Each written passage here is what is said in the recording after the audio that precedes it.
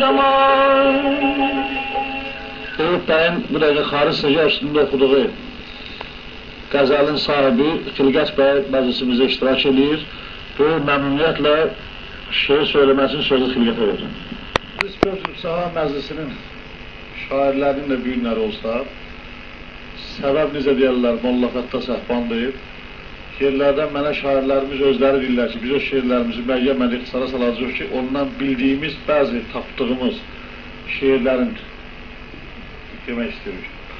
Ona görə, çünki bizim məylə biləm hamımıza xoş olar ki, çünki onun külliyyatı çox itibbatı. Baxın, ki, Poetik Məclislər kitabında onun 2 dənə şeiri var.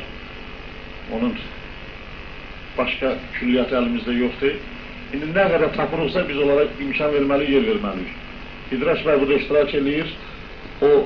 Onun səhban belə deyirlər bizdən bilizilər ki, səhban sözü güya ərəb sözüdür, məsəkəsi, yəni satirası, yəni lağlağası və belə bir o məndə götürüb.